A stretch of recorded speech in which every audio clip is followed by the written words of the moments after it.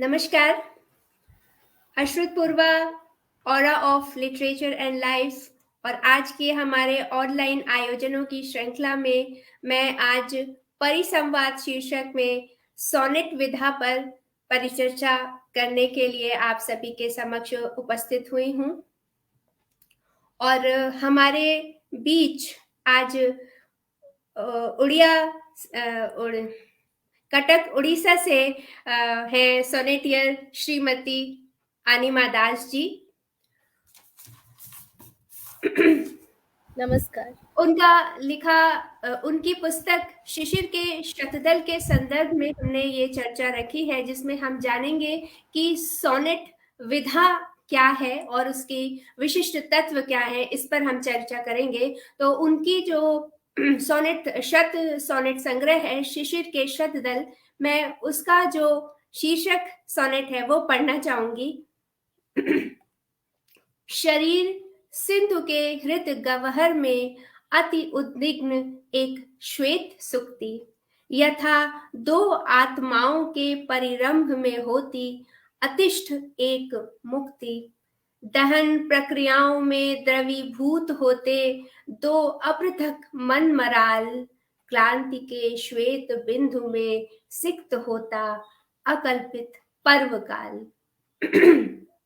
मधुर गंध से गुम्फित गौरव वर्ण सी समस्त शेष इच्छाओं को रक्त जबा से रक्त मुखमंडल पर अस्तिमित रेखाओं को गुप्त रख नहीं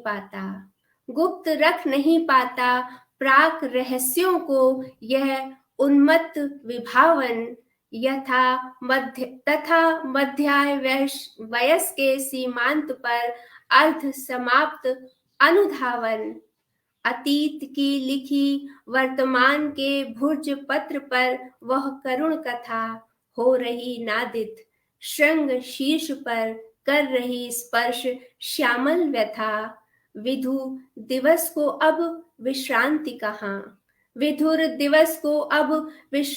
कहाँ, कहाँ है प्रेयसी निशी, कहाँ है प्रेयसी निशी। अवधूत बना मौन निवेदन यहाँ, अन्वेषी बना विरही शशि। योग मुद्रा में निशब्द विलीन सहस्त्र याचनाओं के मलयाचल, ग्रीष्म के अग्निसरि में हो रहे प्रस्फुटित शिशिर के शतदल। ग्रीष्म की अग्निसरि में हो रहे प्रस्फुटित शिशिर के शतदल।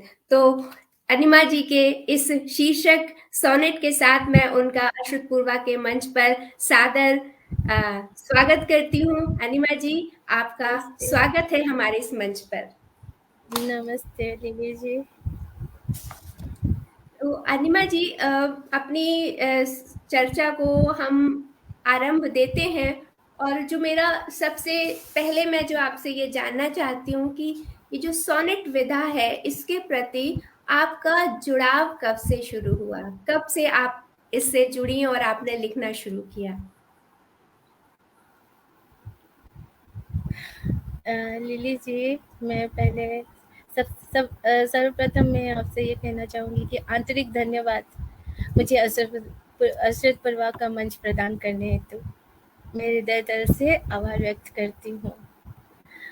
मैं प्रथमतः आपको ये बताना चाहूँगी कि सोनेट उड़िया भाषा में सन 1800 से लिखा जा रहा है। इस पर एक विशदालेख अथवा यूँ कहिए विवरण मैं 2020 में प्रकाशित अनुदित सोनेट संग्रह प्रतीचि से प्राची पर्यंत में दे चुकी हूँ जी। पुनः यही कहूँगी कि सन 1800 से लेकर वर्तमान पर्यंत ये यात्रा अविरल चलती आ रही है उड़ीसा में। मैं किशोरावस्था में केवल कविताएं पढ़ना पसंद करती थी और उपन्यास भी। कविताएं अधिकतर मुझे आकृष्ट करती थी। इस प्रभाव में सोनेट भी पढ़ती थी। मायाधर मानसिंह तभी कल्पनाशील कवि थे और आप देखिएगा प्रतीचि से प्राची पर्यंत में उनका एक सोनेट जो है प्रेयसी की प्रतीक्षा करते हुए रचा गया है, उसमें वो बहुत ही सौंदर्यमय है वो जी। तो पढ़ती थी तो थी पर किंतु नाम स्मरण नहीं कर पाती थी उन सोनेटियर के। जी कविता जी। के भाव तो स्मृतिबद्ध हो जाते थे किंतु कवि के नाम नहीं। समय अच्छा। के स्रोत में बहते हुए मैं शिक्षा, विवाह, परिवार, इन सभी दायित्वों का वहन करते हुए सोनेट को कुछ समय के लिए मन के कोने में मौन रहने दिया।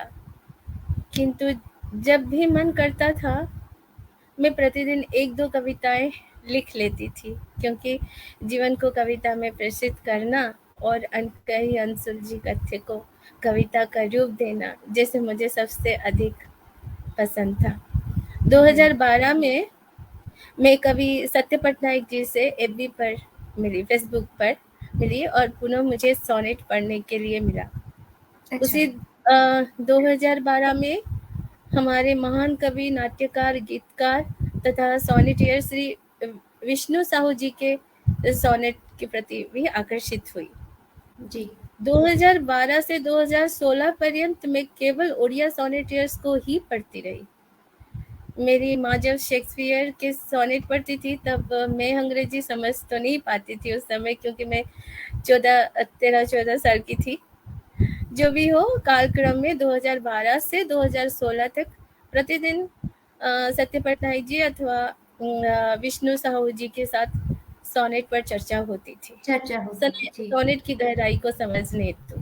हम्म। ये एक ऐसा समय था जो मुझमें पुनः कविता अन्य एक रूप में आई थी, किंतु जैसे कुहासे में थी। मैं सुनती थी, पढ़ती थी, बार बार पढ़ती थी। मैं शेक्सपियर को पढ़ने लगी, किंतु भावों को समेटकर सोनेट की आत्मा को अपने अधीन में नहीं कर पाती थी। मुझे सत्य जी कहते थे, तुम सभी को पढ़ो, सौभाग्य मिश्र को पढ़ो, गिरिजा बलियार सिंह को पढ़ो, जो कि हमारे यहाँ के सबसे महान सोनेटियर कह सकते हैं गिरिजा बलियार सिंह जी को, क्योंकि 1000 से अधिक सोनेट उनके हैं। बाप रे, ये बहुत तुम बड़ी बिना उपलब्धि है। हाँ सत्य पटनायक जी मुझे कहते थे कि तुम बिना पंडा को पढ़ो, विष्णु साहू जी को पढ़ो, सबको पढ़ो, सबके नाम मुझे बताते थे। ये तो बस कुछ ही नाम थे जो मुझे उन्होंने बताया, परंतु इस सागर के मोती तो कई थे। मैं दिन रात पढ़ने लगी, चर्चा करने लगी और अंत में एक सोनेट हिंदी में ही लिखकर मैंने पहले विष्णु साहू जी को दिखाया। उन्होंने कहा, वाह, तुम्हारा प्रथम सोनेट बहुत ही सुंदर हुआ है, जो मैं आपको अभी सुनाऊंगी भी। जी जी। जो काव्य कलश नहीं, शब्द कलश में 2018 में साझा संग्रह में प्रकाशित हुआ था। इसी में तो मैं जरूर सुनाऊंगी आपको। जी बिल्कुल। जी, किंतु सत्य पटनायक जी ने कहा, ये बात सुनने के बाद भी तुम प्रयास करती रहो इससे भी अधिक सुंदर लिखने का।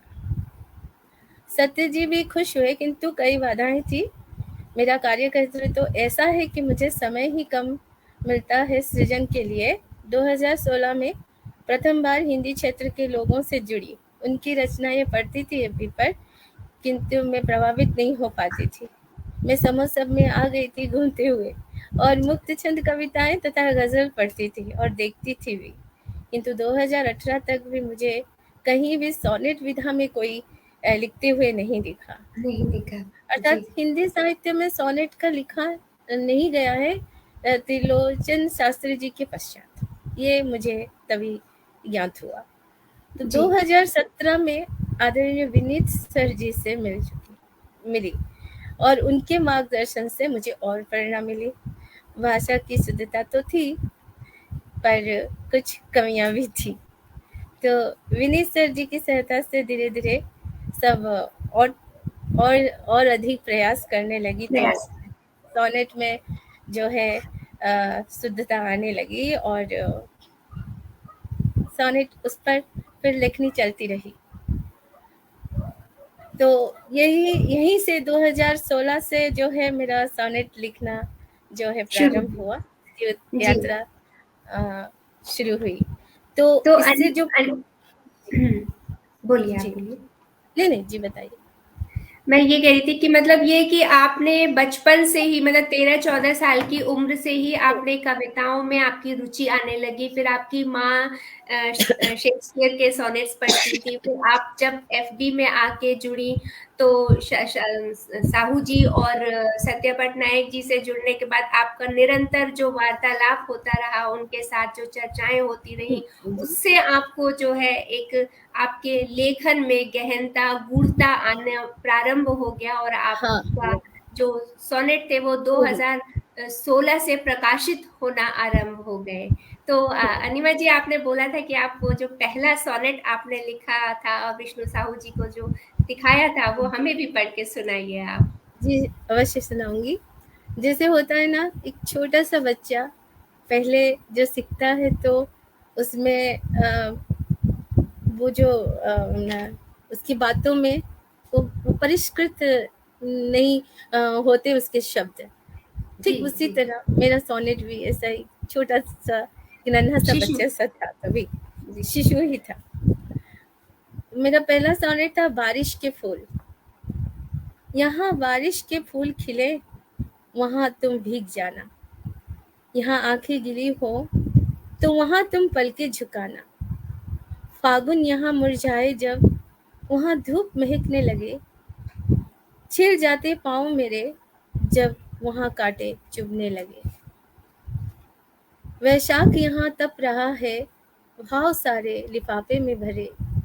पसर जाता है चैत वहाँ, पीपल की गहरी छाँव धरे। शाम है वहाँ सिंदूरी है गुनगुनाती आषाढ़ी रात। यहाँ सावन की आंखों में तैरते सागर या अलात। आयु बहती नदियाँ सी रुकती, सूखती हुई चली। वहाँ इंद्रधनुषी नभ पर छाई है जीवन की बदली। नववधू सी आंचल ओढ़े निशा सुकून भर जाती है। यहाँ भोर की उजालों में क्यों चिंगारी समाती है।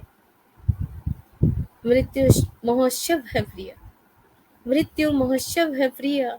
मलिन हो चला है प्रभास, प्रभामान जीवन का अंत अब रच रहा इतिहास।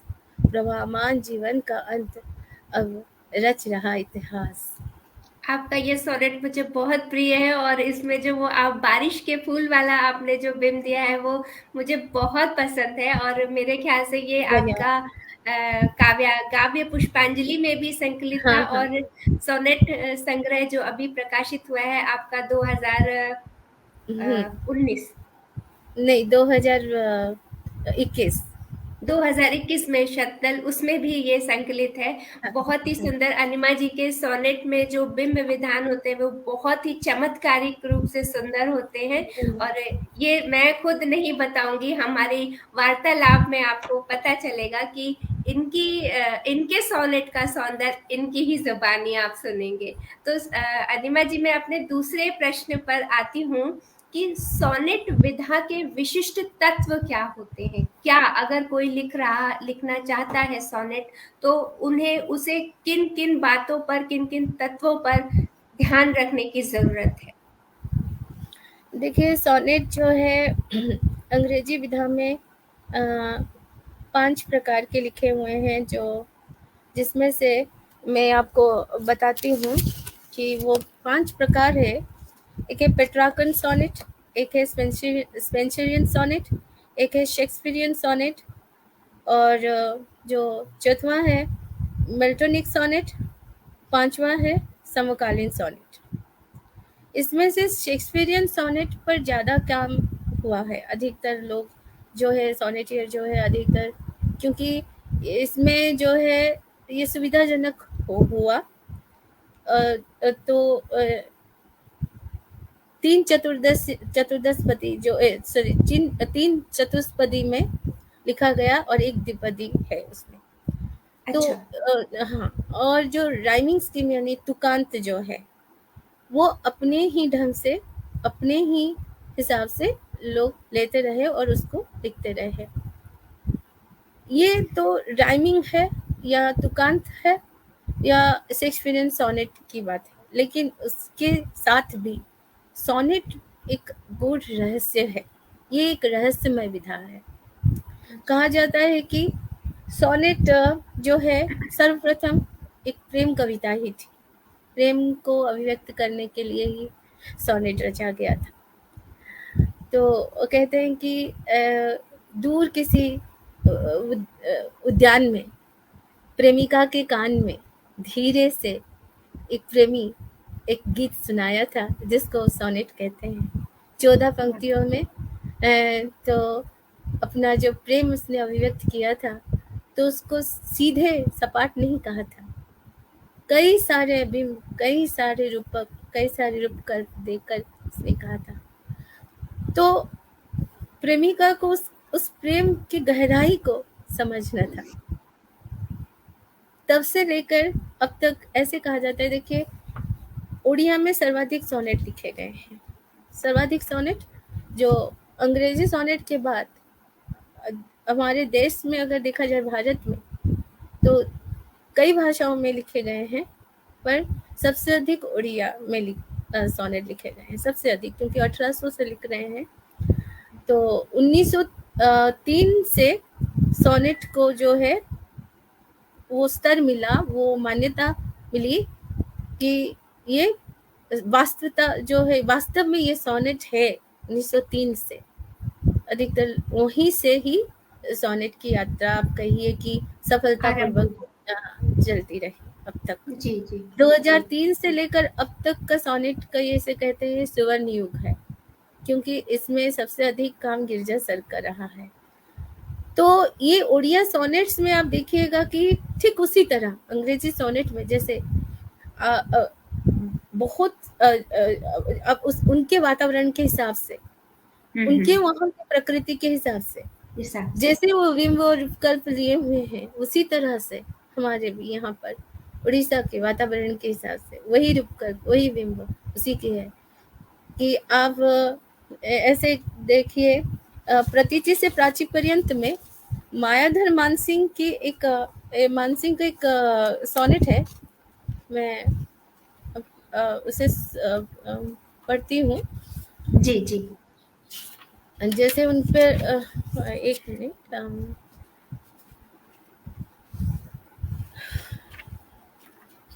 ये तो वो कहते हैं कि उनका एक सोनेट है जो है प्रेम स्पर्श। देखिए वो कैसे बिंब और कैसे रूपकल्प लिए हुए हैं वहां पे, प्रेम स्पर्श, जबकि उस प्रेयसी आई नहीं है। अच्छा, पर उनके प्रेयसी का जो स्पर्श है, उन्होंने किस तरह से यहाँ पर अभिव्यक्त किया है। उस दिन निरवतापूर्ण निशित में बल्लभी, उस दिन निरवतापूर्ण निशित में बल्लभी था परिपूर्ण आलोकित। बल्लभ यानी छत, जी आलोकित चंद्र किरण में तभी सहसा किसी के मृद कंकण की झंकार से हुआ झंकृत मंद मंद, थामे चकित उसकी पसार से। ये केवल उनकी जो है भावना में है, ये अभी सत्य नहीं है, प्रेयसी आई नहीं है, किंतु ये वो उसको कल्पना करते हैं कि ऐसे ही हो रहा है, ऐसे ही हुआ है, वो आ रही है। तो ये जो है, यदि किसी, अगर सपोज आप उसे पढ़ रहे हैं, यदि आप उसे पढ़ रहे हैं, आप सीधे सीधे मत पढ़िए, इसको गहराई में उतरने की आवश्यकता है। गहराई में जब आप उतरते हैं तभी आपको क्योंकि सोनेट जो है, सोनेट का विषय वस्तु एक ही होता है, जो भी आपने विषय लिया हुआ है, क्योंकि सोनेट पहले प्रेम पर लिखा जाता था, अब उसके कालांतर में उसको क्या हुआ कि कई विषयों पर लिखा गया। जैसे मैं मेरे विषय में हमेशा प्रेम, विरह, मृत्यु, ये सब लेती रहती हूँ। इसके अलावा भी आपके संग्रह में विषयों का प्राचुर्य है। आपने देशभक्ति पर लिखा हुआ है, नारी शक्ति पर है, जी जी बिल्कुल है बहुत, परंतु मैं अधिक इन विषयों पर लिखती हूँ। प्रकृति से जड़ित कविताएं होती है मेरी। जी तो ये जो है सोनेट में एक विषय वस्तु का आप चिंतन देते हैं, फिर उसको आप प्रलंबन देते हैं, धीरे धीरे वो विकसित होता है वो विषय, अंत में उपसंहार देता है। वो उपसंहार जो है, वो उपसंहार ही सबसे अधिक आई मीन क्या कहते हैं, अधिक मूल्यवान महत्वपूर्ण होता है, क्योंकि उसी में से ही पता चलता है कि उसी में ही पाठक को लगता है कि पूरे सोनेट में क्या था, क्या सार तत्व उसी में छुपा होता है। सार तत्व उसी में छुपा हुआ होता है जी। तो ये ऐसे आप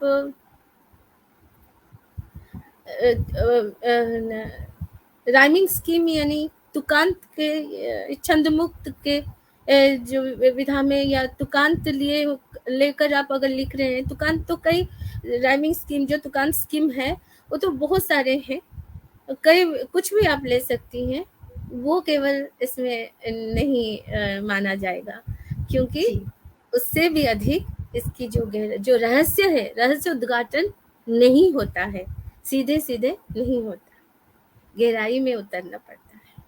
तो ये है प्रथम तत्व है इसका, ये इसमें ये रहस्य, इसीलिए कहते हैं कि सोनेट है रहस्य घन विधा, रहस्य घन कविता,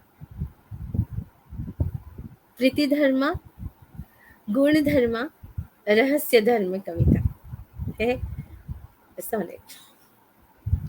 मतलब इसमें इसकी जो ये 14 पंक्तियां होती हैं, उसमें जो बिंब दिए जाते हैं, उसमें जो भाव भूमि रची जाती है, उन सब हर एक शब्द में इतनी गहराई होती है कि आप पढ़ने वाले को उसमें पहले डूबना पड़ता है, और फिर जाके अंतिम जो 2 लाइन होती है उस वहां पर आते आते वो इतना डूब चुका होता है कि उसी में एकदम फिर जाके उसको वो सार तत्व समझ में आता है, पकड़ में आता है। अन्यथा आप उस सार तत्व से भी निष्कर्ष नहीं निकल पाओगे कि क्या है। तो उसमें रहस्य होना, उसमें गहराई का होना बहुत आवश्यक है। प्लस आपको यही उसका अलंकार है, या आप कहिए कि यही उसका अलंकार है। भाषा शैली शुद्धता अनिवार्य है इसमें, अनिवार्य। और जैसे आप ये देखिए, गिरिजा कुमार वलियार सिंह जी का सोनेट है महानदी। आप सोचेंगे कि महानदी के बारे में ही लिखा हुआ है, महानदी नदी है, उसमें बाढ़ आती रहती है, यहाँ पे कटक में है महानदी, और जब बाढ़ आती है तो पूरी तरह से बहुत सारी जगहें जो है डूब जाती है यहाँ पर। तो महानदी को कैसे उन्होंने, अब मैं पढ़ती हूँ उसके बाद आप समझिएगा कि किस तरह से उन्होंने अपनी किस लिए कहा हुआ है, कहा है सोनेट में। अक्षरों के आषाढ़ में, अनंतर शब्दों के सावन में, तीर से त्रिकाल पर्यंत तुम्हें तीर्ण करती तिलोत्तमा, तृष्णा के नक्षत्रों को सहजता रहूंगा तुम्हारे तालवन में, मांग में सजाती रहो मेरे रक्त की रंगीन उषा, हे प्रियतमा। समय के उस पार से आओ, समय के उस पार से आओ, स्वर वर्ण सा कर श्रृंगार, व्यंजन वर्ण की व्यथा हो विस्मृत। स्वर वर्ण, जब हम स्वर वर्ण को उच्चारण करते हैं तो कोई स्ट्रेस नहीं पड़ता है ना, हम ऐसे कह देते हैं, लेकिन जब हम व्यंजन वर्णों को उच्चारण करते हैं जैसे क, तो एक यहाँ पर एक व्यथा, तो एक जो है फोर्स हम देते हैं, है ना जी। तो समय के उस पार से आओ, स्वर वर्ण सा कर श्रृंगार, ऐसे चली आओ, कोई व्यथा ना रहे।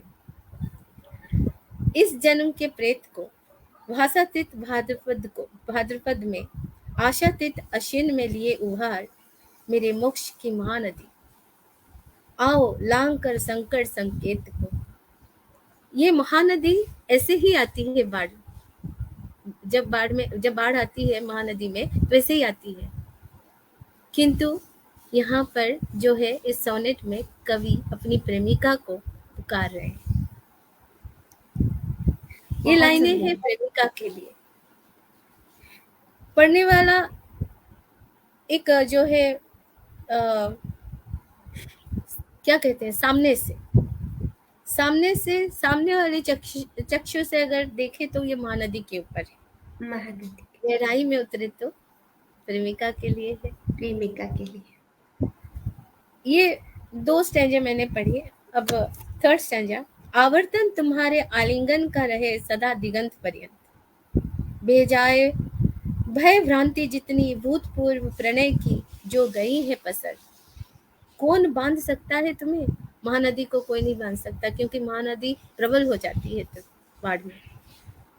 यदि तुम्हारी अनिच्छा हो अत्यंत, हे ओतप्रोत ओजपूर्ण ओंकार, उतर आओ आज अधरों पर।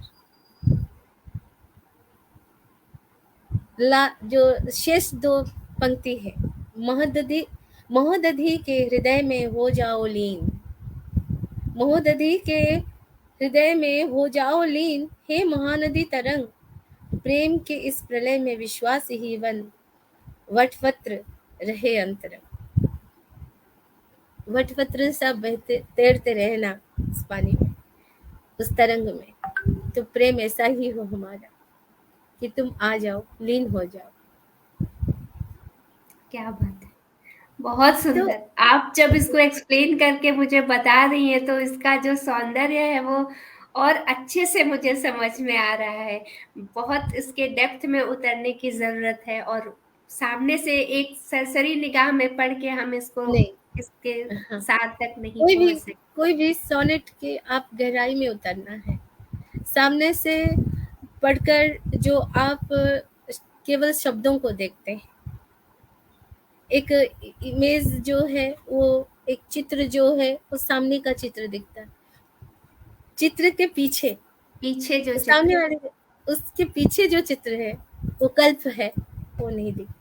अनिमा जी, आपने ये बलियार जी की सोनेट को हमें सुनाया, आप अपनी कविता, अपनी किसी सोनेट का उदाहरण देकर भी हमें विशिष्ट तत्व वाली जो बात मैं आपसे पूछ रही हूँ, मैं चाहूंगी आप अपनी कोई सोनेट के साथ मुझे इस बात को समझाएं।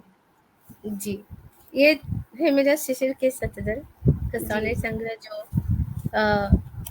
2021 यानी विगत वर्ष में प्रकाशित हुआ, सर्वभाषा ट्रस्ट केशव मोहन जी के सौजन्य से। तो इसमें कई विषयों पर मैंने इसमें लिखा हुआ है। कई सारे सोनेट, 100 सोनेट हैं कई विषयों पर।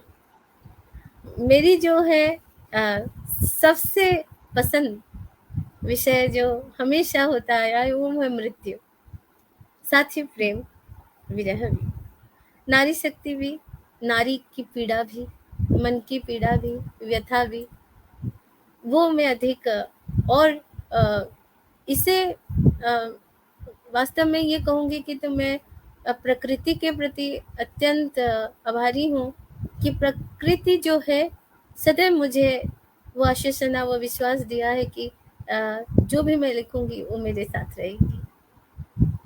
प्रकृति के कई विशेषताएं मैं अपने सोनेट में वो स्वतः आ जाते हैं। जी। तो मैं एक सोनेट पढ़ूंगी, मेरा जो है। जी, पढ़िए। जिसका शीर्षक है प्रिया मोहन। बहुत सुंदर। जी। इसको मैंने गाया भी है, क्योंकि आज तबीयत ठीक नहीं है मेरी, तो इसलिए गा नहीं सकती, पढ़ के सुनाऊंगी। एक प्रहर में मौनता की कई निशाएं क्षुब्ध होती हैं, एक प्रहर में मौनता की कई निशाएं क्षुब्ध होती हैं, इस तन की गंध वाटिका में अस्थियां वंशी बनती है, इस तन की गंध वाटिका में अस्थियां वंशी बनती है। तुम दे जाते हो जन्मों का संगम, तुम दे जाते हो जन्मों का संगम, मृदा में रुधिर निर्झर, हृदय सरी में पद्म सम होता पुष्पित, हृदय सरी में पद्म सम होता पुष्पित, व्यथा पुष्कर बिंबित होता चित्र लुप्त भावों का, नित्य अंजुरी में एक में मंद मंद चलती पवन में गूंथती, श्वास मुक्ताएं अनेक। तुम होते अंकुरित अशांत वसुंधरा के सिक्त वक्ष स्थल से मैं जीवित हो जाती तुम्हारे निस्तल प्रमिल मधु जल से। तुम ही धीर हो, तृषा के तीर हो, तुम ही शीतल सलील छायाहीन स्वरूप की काया तुम। 1 मिनट। जी जी बिल्कुल।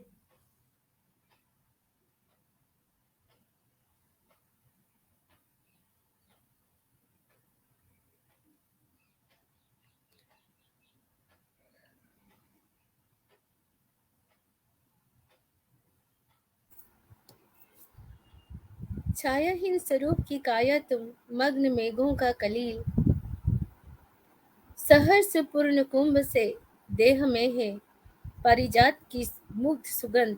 गिरि शीर्ष में जैसे दिवा की दिव्यता वो स्तीर्ण मलयज गंध। देखो कज्जल होता विलीन, देखो कज्जल होता विलीन, रजनी क्रमश होती चंद्रप्रभ।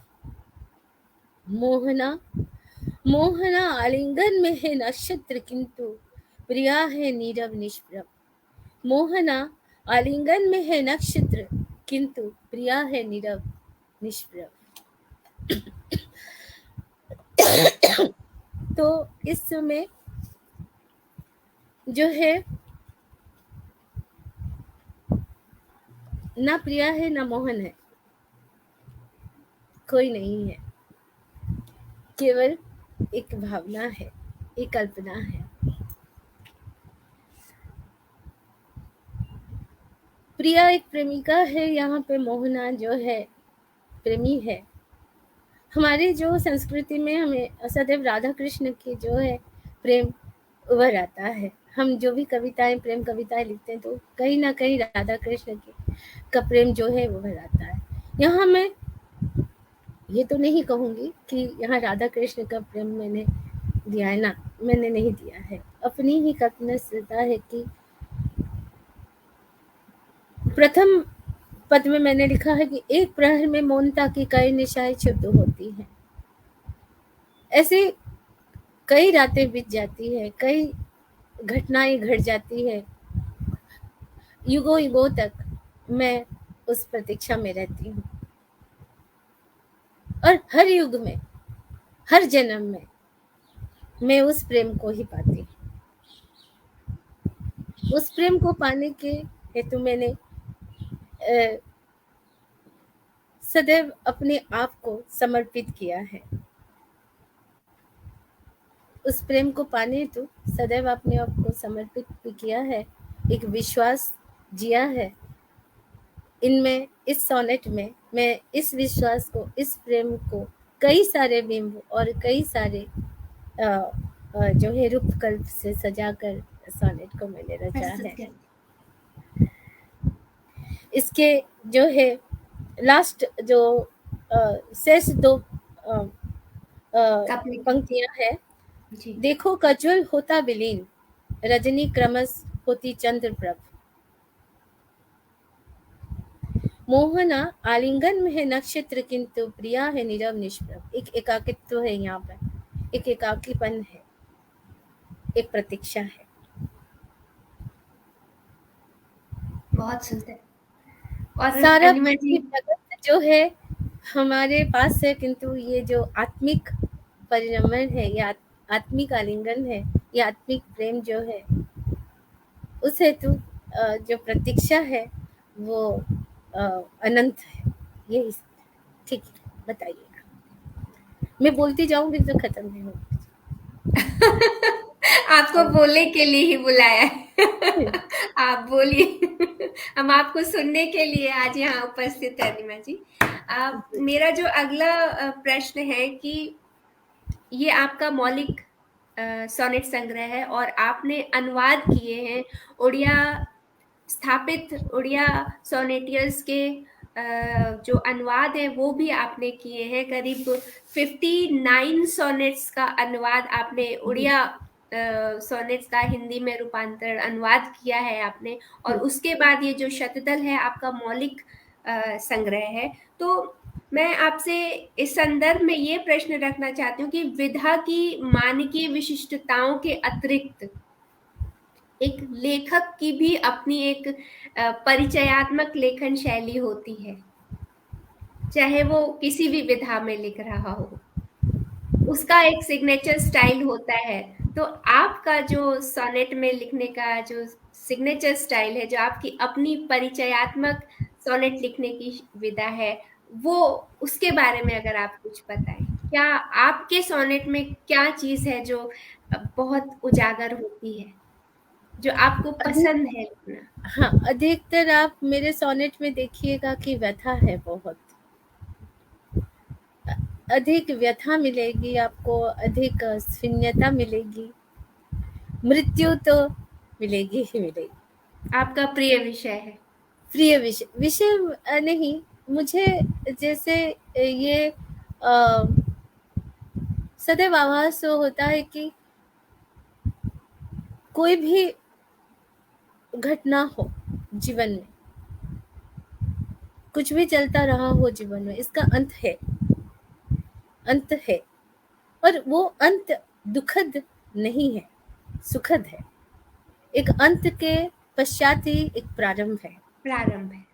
और वो प्रारंभ सदैव सुखद ही रहा है। तो मैं मृत्यु को एक शांति मानती हूँ, एक मोक्ष मानती हूँ,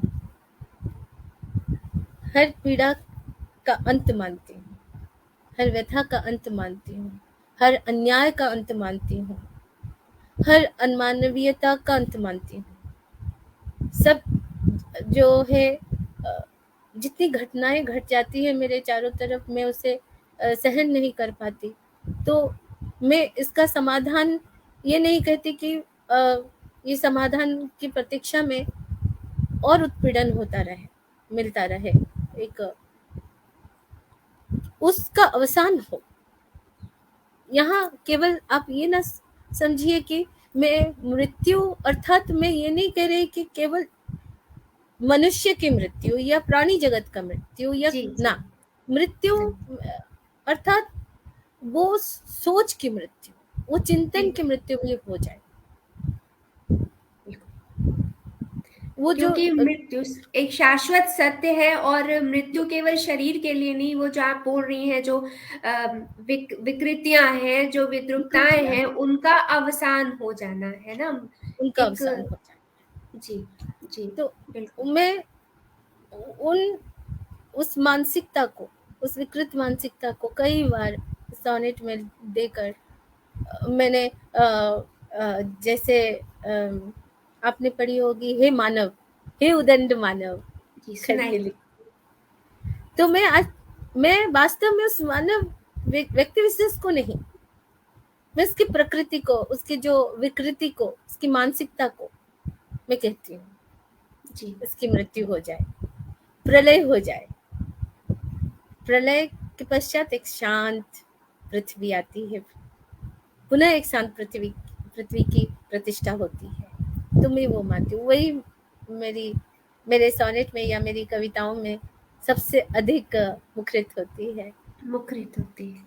एक विस्तृत एवं व्यापक अर्थ में आपने मृत्यु को समझा है। अगर आम जन की भाषा में अगर देखा जाए, तो मृत्यु मतलब आप शरीर एक भागने की प्रवृत्ति, मतलब आप मृत्यु की कामना करना, मतलब आप जीवन से भागने की भागने की प्रवृत्ति रखते हो, बट आपके वो पलायन से उसका ना, संबंध पलायन नहीं है। से आप उस सोच को, आप उस जो बवंडर उठा होता है, आप उस क्रूर जो सोच समाज में फैली है, जो विकृति फैली है, उसका अवसान चाहती है।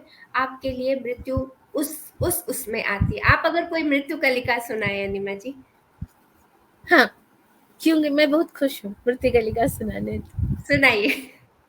और मुझे बहुत पसंद है, आपने उसका नाम मृत्यु कलिका क्यों दिया, पहले ये बताइए मुझे। कलिका। मृत्यु कलिका इसलिए कि कलिका जो है सदैव कलिका अर्थात यंग, यूथ, तो सजीव, सतेज, फ्रेश रहना। तो मृत्यु कलिका जो है उसकी कोई आयु नहीं है, वो सदैव सतेज है। मैं इसकी एक श्रृंखला बनाई हूँ। मैं इस पर 16 सोनेट जो है मृत्यकलिका के ऊपर लिख चुकी हूँ, जी जो प्रकाशित तो नहीं हुए हैं अब तक। एक ही प्रकाशित हुआ है मृत्यकलिका शिशिर के शतदल में है।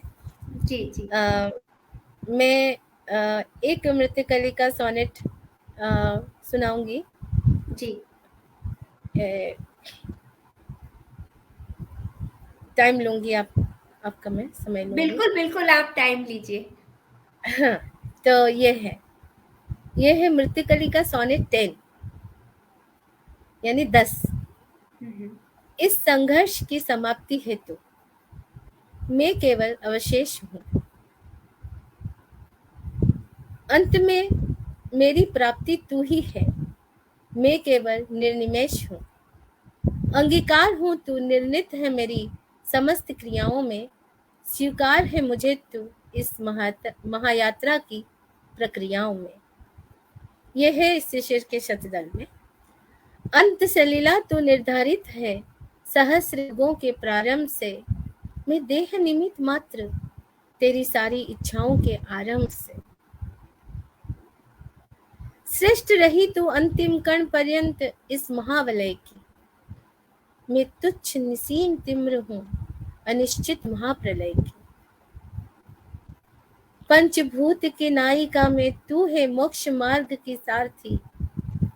भाग्य चक्र की भग्न अक्ष में हूँ माया जड़ित स्वार्थी।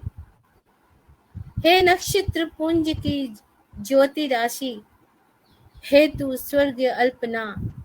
मैं निशित का रुदन हूँ विभत्स काल की कल्पना। हे मृत्यकलिका हो पल्लवित मनोरम।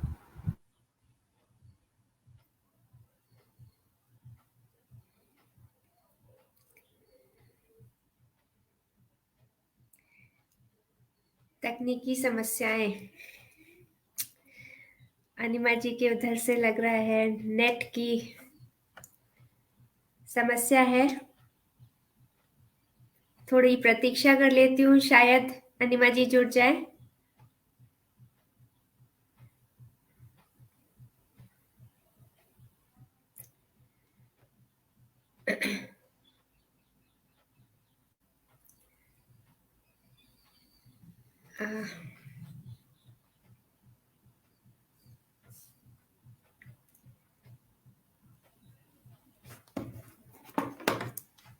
एक बार फोन पे ट्राई कर लेती हूँ, शायद।